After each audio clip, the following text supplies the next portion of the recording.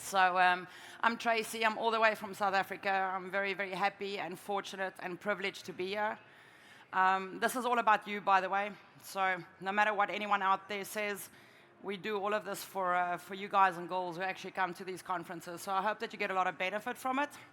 And I hope I can shed some light for you on that. Should I just scream at them, making the noise there at the back? I could do that. So this session is about staying up to date, and I can only imagine that that must be crazy. I mean, how do you make sense of all of these crazy things and all those features? I mean, every day you go into Pro Plus or whatever, and there's a new pop-up, there's a new 3 buttons, or if you go into the admin center or in Flow or something. So how on earth are you going to stay up to date with this? So if I look at this, the things that I do want to cover with you is going to be just some of the resources, and I want to talk about community. I want to talk about the learning pathways, like very quickly, and then lifelong learning cultures, which I think is a challenge for us humans. And then just a little bit about mentorship programs, I mean, how to get that started. This isn't just about you learning, by the way. It's about how do you take this back to the company and make sure they start learning, right? That's the challenge we have. It's because we're already learners. It's the people that aren't here that's the challenge. I think opportunity for improvement, let's call it that. Okay. So let's get started and get right back in there. Resources and community. This is going to go very fast. I'm going to slide through these, so get your phones out if you want to take photos. I will definitely share the slide deck on Twitter as well and on LinkedIn and all of those crazy places. But I'm going to just share some things. I didn't even put the URLs in there because I'm hoping that you can search by now. So if you take a photo, go search for it. I promise you'll find it. The first one that's important for me is what's new in Office 365. This site concentrates on Office Pro Plus. So Excel, Outlook, Word, all of those cool things. This is a fantastic site to get up to date. It gives you a summary as well per month of the things that's been released. Don't ever forget how important Pro Plus is, people. I don't know how everyone's just like it's just Flow and Power Apps and SharePoint and Teams these days. This is the business critical app, by the way, that everyone in your company uses. So start with these things as well and make sure that you know what features has been released. So what's new in Office 365? Next one up, Microsoft 365 Roadmap. Very, very important site to keep an eye on. This is the more technical side, so if you want to go and see what's been launched for Microsoft Teams, Flow, SharePoint, all of those things, it also talks about the things that are in development or that they're looking at, so it's a brilliant site to get up to date. And we'll talk about how you can build this into your daily learning, but you definitely need to keep your eye on this. Office 365 Training Center, also a great resource. Lots of quick reference guides, infographics, awesome little collateral things that you can find there. So it's a brilliant site to go and get some help on as well for end users, for the company. So Office 365 Training Center. Microsoft Tech Community. Who's in the tech community? Who's part of the tech community? Awesome. Don't worry about that you're going to get spammed or something. So go in there, choose the paths and the blogs that you're interested in. All the products has a blog on tech community, so it's brilliant to go and read the latest updates there. So definitely become part of the Microsoft Tech community. Can I go? Who doesn't know this? Kind of becomes the computer Bible, doesn't it? This is where I find all my technical stuff as well. There's unbelievable resources in there for governance, for help on how to get started. I won't say that user-friendly. It's definitely much more for admins, more technical people, if I can put it that way. I won't send an end user there. That won't be fair. But this is definitely an amazing place to find resources on how to get started, what the admin stuff is, what the steps are, what you have to do. Customer feedback for Microsoft Office. So think user voice. Most of the products these days have separate user voices, by the way. So if you're in Teams, there's a feedback button that takes you to the Teams user voice. If you're in Flow, etc., if that makes sense, a lot of them has their own place. Don't ever come to me and complain about a product if you haven't logged a ticket. I always say that to them, oh, but Trace, we don't like this. I'm like, where's your ticket number? Don't ever forget that we are in charge of what the product's going to be for us tomorrow. We're the one that changes the product. So go log a ticket. First check if someone else hasn't logged it. If they have, vote for it. share that URL as much as you can, because the more votes it receives, the more the chances are that it can be done. In each of the products these days, there's these little feedback features or help features inside of Pro Plus. You'll see there's Flow. This you can see in all of the Office Pro Plus apps now as well. Feedback, show training. I don't know if you've seen the show training in Office Pro Plus side as well. Incredible end user training tool, but they need to be aware of it. If they're not aware of it, they're not going to click on the button. So make sure that you've seen the Help tab, and then, of course, there you can see Suggest a feature inside of Teams as well. So take note of all the places inside of Microsoft and Office 365 that can help you with these. Champions program, also a great place to go and have a look at and to see how we can become part of this. So if you have champions programs at the company, to become part of these forums or communities, to help them learn, to share knowledge, etc. So also a great concept by Microsoft. Can I move? I told you this was going to be death by PowerPoint. So I'm from South Africa, right? Ubuntu is a Bantu word that means I am who I am because of who we all are. Don't ever forget that the magic of this that you're experiencing here is you. We're helping each other. There is nothing as amazing as community. I have sometimes in the middle of the night, well, I'm saying middle of the night, it might be day in South Africa and middle of the night somewhere else, I would sit and I'd struggle with Flow or with Power Apps, and I'm thinking, is it me? Am I stupid? What am I doing wrong? And I'll go on Twitter or I'll go on Facebook and say, guys, please, here's a screenshot. Who can help me? And I promise you, within a couple of minutes, somewhere, someone across the world reaches out and says, Trace, try this.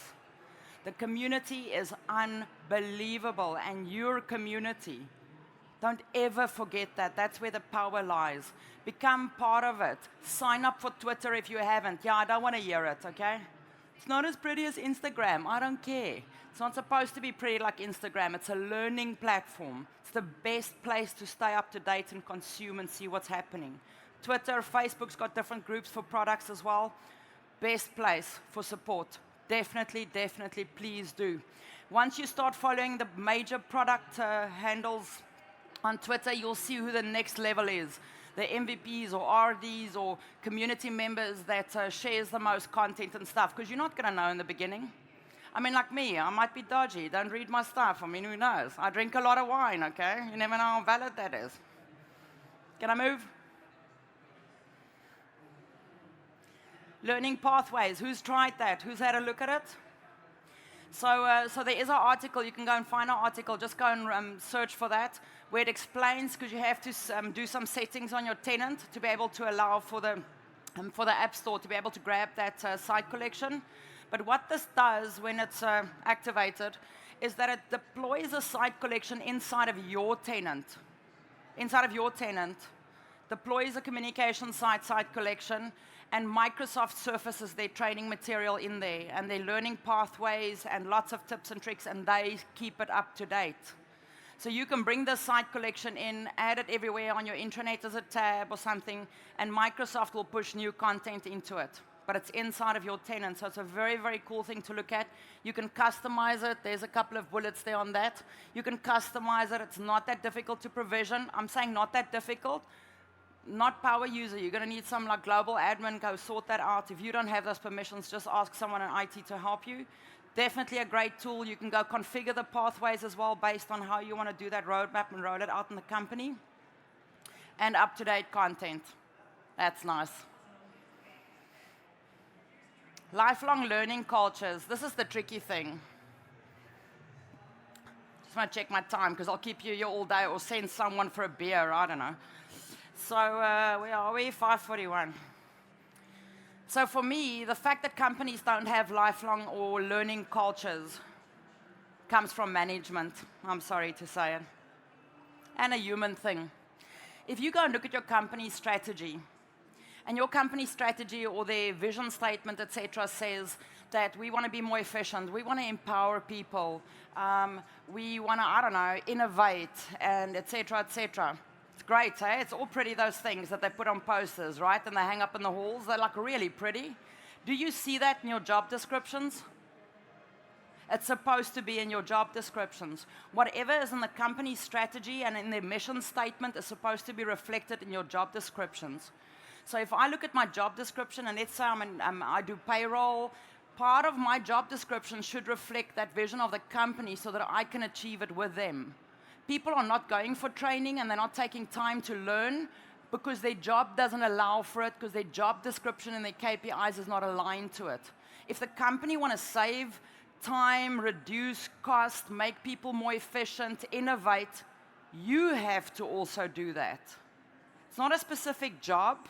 It's each person in the company's job to learn and innovate. So when we invite people for training and they say they're too busy, I get that. I know that they're too busy, but it means that the company is not giving them time to learn. Sorry, I'm going to step on toes there, but it's true. So if we look at those, that company strategy, things like evolving and the profit and blah, blah, blah. If I look at the end user or at the people that works in the company, it should be reflected in their KPIs, because at the end of the day, it affects their self-esteem. They're going to get dormant or they're going to stagnate, and they won't have time to learn. Does that make sense?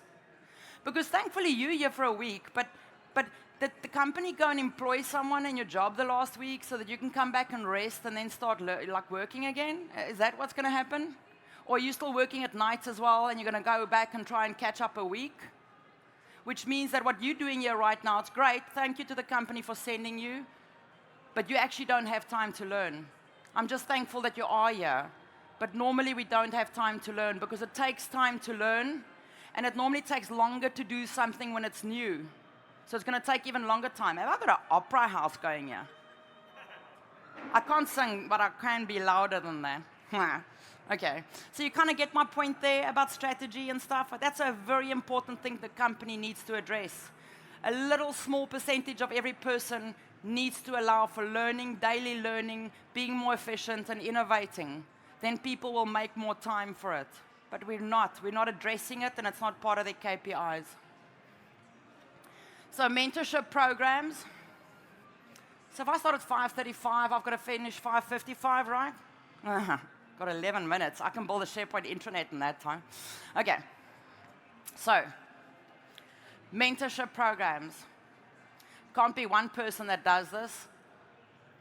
And it's also different roles. I said in a session yesterday, I said, if you judge a fish by its ability to climb a tree, it'll spend its whole life thinking it's stupid. Don't expect the IT administrator that used to be the SharePoint administrator to now become an evangelist and rub people's backs and tell them it's going to be okay. We're not all sorted to do the same type of things. Some of us are different humans. We deal with things different. So if I look at this mentorship program, something that's crucial for me, and I don't know how big your companies are and how many people you have, you need to have a product specialist for each product. So the smaller the company is, the more products that person might take care of. Does that make sense?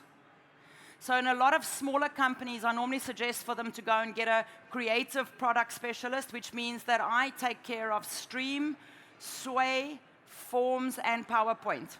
Because that's also a business critical app, by the way. That's why I have a PowerPoint tattoo, because it always has my back. Because then that person, every morning, I want them to take 5 minutes and just quickly flick through Twitter and see what are the new features that's been updated. How can I communicate that into the company? If you don't have people keeping the eye on the latest products, you're going to fall behind. You might have purchased Office 365 now, but in a year's time, it's just something on a disk. If you don't keep up to date with the tech, stay on-prem. It's a fact. We've made a decision to go digital and agile. Agile means learning every day and changing as it happens. So find a product specialist. I'll move. I'm picking up strange static there. Find a product specialist for each product or grouped products. Find business units that can be that product specialist. I'm not saying they must support the product. Don't get me wrong. I want someone to take note of the product and then share that information. Does that make sense? Normally, it's better to get a business person to be that product specialist. So think of someone in finance. Brilliant product specialist for Power BI, Excel. It's a fact. Because they know how that product's going to change their lives. They don't have to technically support it. I want them to sit on a forum once a month, get together and say, these are all the new cool things. What can we use? How can we apply it? So that forum that you see there at the top, kind of like makes decisions on a tenant level, when do we release updates, etc. And then below that you have those product specialists, and I want them to get together on a regular basis. The evangelist is one level down. That's the people who works in the departments, but I want that communication happening. Does that make sense?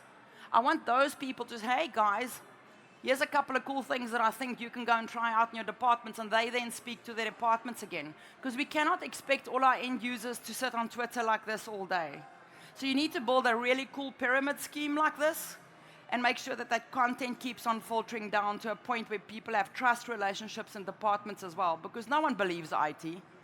I'm not going to trust IT to come tell me something cool happened in PowerPoint. I'm going to trust the chick in my department that I work with every day. Does that make sense?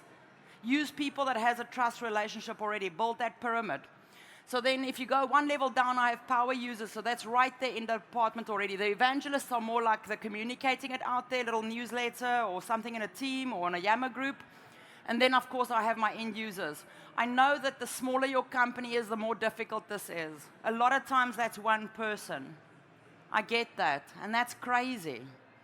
That's unbelievably difficult to stay up to date with that. Because I'm pretty sure none of you ever got promoted into the job you have right now, right? Just walked in one morning and said, hey, we've got cloud. You've got some extra stuff on top of your job now, and now you don't sleep at night and you drink as much as I do. That's what happens, okay? So you have to keep up to date. You have to figure those things out. I'll share some ideas with you on how you can do it if you're keen enough, because I've done that. I've been that one person in companies. It's crazy. It's worth it. Well, that's just the session. So now I can chat to you, seeing as I've got a couple of minutes. So I'll just put that on the screen. Let's go back. So find this session. Anyone want to take a photo of that before I go to the next one? So sessions can be downloaded, blah, blah, blah, blah. And then there's a eval thing as well. So let's talk about staying up to date and just some pointers I want to share with you. I don't know who follows me already on Twitter or something. I've got 6 minutes. That's awesome. Look at me finish ahead of time. I'm so adulting this conference. So anyone here that already follows me, my blog and stuff? So 29th of February 2016, I sat in my garden drinking wine, because no good story starts with a green salad, by the way. So I was drinking wine, and I thought, holy cow, it's leap year. I mean, I've got to think about dates and magic numbers. And I said, what can I do today that's really amazing? So I had another glass of wine, which wasn't the amazing part.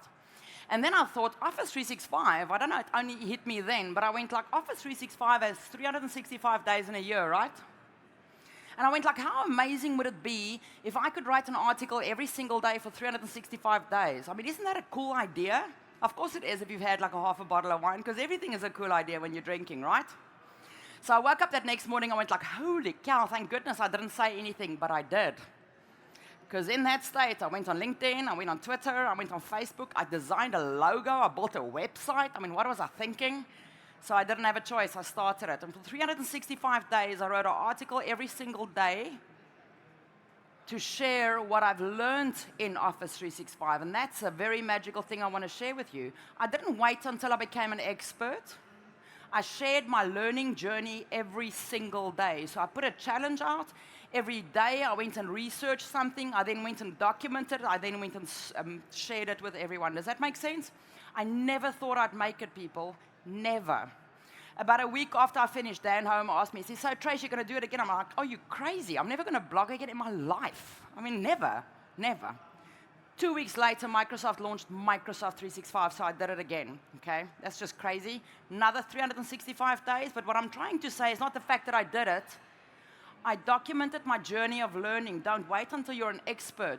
If you want to stay up to date, and you can, and you want to, learn something new every day, share it every day, because that's the only way you can remember, and then you also help other people.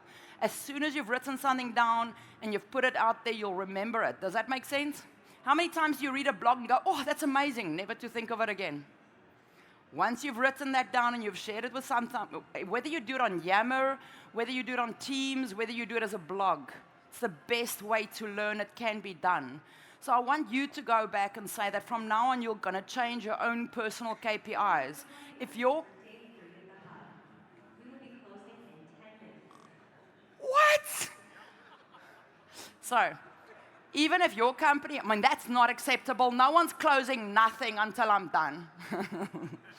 So even if your company doesn't change your KPIs, go and change your personal KPIs. Don't be one of those people that says to me, my company doesn't pay me to learn after hours because you're going to get replaced by a robot, okay? So you better start acting up, start evolving, take charge of it, start learning, because it's the best investment you'll ever make in yourself. Ever. Your company can never take that away from you. KPI, every morning, take 5 minutes and go consume on Twitter like this. Just page through it, okay? Make a little note, copy it to OneNote and say there's a little planner for the week, because you're not always going to get to it immediately. You're not. Or you can be clever, reshare that tweet, number one, use a hashtag geek, write a Microsoft flow. Every time you tweet with hashtag geek, it writes it for you into a team and it creates a plan, a task, so you can go follow up. Work smarter, not harder. Set a new KPI for yourself. I promise you, very, very important. Don't wait until you're inspired. It's never going to happen. You cannot wait until you're inspired. Everything starts with doing. There's a very important reason that the word do is in the word adopt, by the way. Everything starts with doing. Start with action. Action leads to motivation. Motivation leads to inspiration. And inspiration is the thing that puts you on the path of success. Start with doing. That's all I have to say.